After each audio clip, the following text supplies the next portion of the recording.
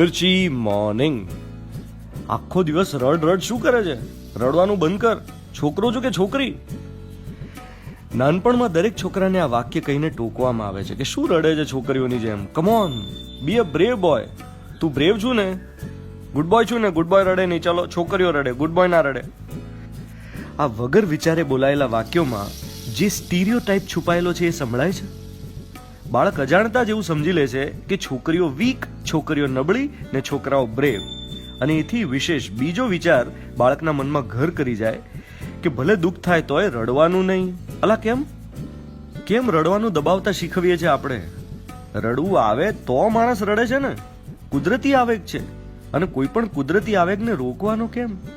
સ્કૂલમાં બે મિત્રોમાં ઝઘડો થાય અને 10 દિવસ બોલવાનું બંધ થઈ જાય ને, એના પછી 11મા દિવસે એક છોકરો બીજાના ખભે હાથ મૂકીને પૂછે કે તું મારી સાથે બોલે છે ને?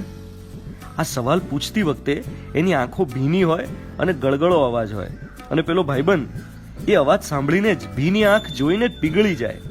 કિટ્ટા પછી બુચ્ચા. આ નેચરલ છે.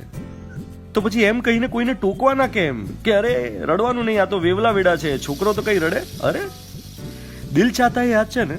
એમાં આમિર ખાન સૈફને શું કહે છે? ક્યા કર રહા યાર, મર્દ બન, બી અ મેન.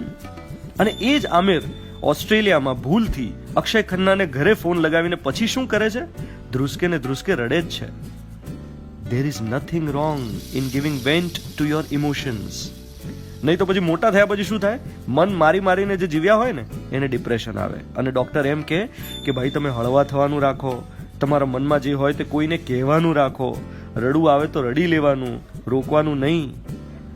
અત્યારના વર્તમાન સમયમાં આ બહુ મહત્વની વાત છે કે આપણી આસપાસ કેટલાય પુરુષો છે જેમને દુઃખ થાય છે પણ એક્સપ્રેસ નથી કરી શકતા, કહી નથી શકતા.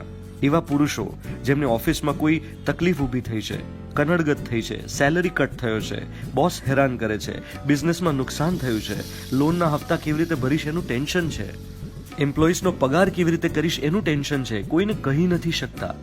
ઘરમાં હસતું મોઢું રાખે છે. બાળક સામે તો પપ્પા હીરો છે ને. બાળકને એમ ના થવું જોઈએ કે મારા પપ્પા ઢીલા છે. એટલે વડીલો સામે હસતું મોઢું રાખે છે કે મા બાપને ચિંતા ના થવી જોઈએ. એ હસતા ચહેરાની પાછળ ક્યાંક એક ઊંડી ચિંતા છે. કોઈ પણ પ્રકારનું નાનું કે મોટું ડિપ્રેશન એ તમારી ઇમ્યુનિટી ડાઉન કરે છે. અને એટલે જ વાત કરો. જેટલી વધુ વાતો કરશો એટલી હળવાશ અનુભવાશે. અને ઘણીવાર છે ને પોતાના ફિલ્ડના લોકો સાથે નહીં વાત કરવાની, બીજા ફિલ્ડના લોકો સાથે પોતાના ફિલ્ડની વાત કરો તો બહુ લાઇટ ફીલ થાય.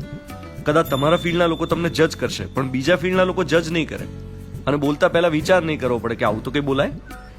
તો ઠલવાઈ જજો, બને એટલું શેરિંગ કરજો. અને આજે રાત્રે સૂતા પહેલા તમારું મન બાળક જેટલું હળવું ફૂલ હોય એવી શુભકામનાઓ. You are listening to Mirchi. હું છું ધ્વનિત તમારી સાથે. Good morning my dear.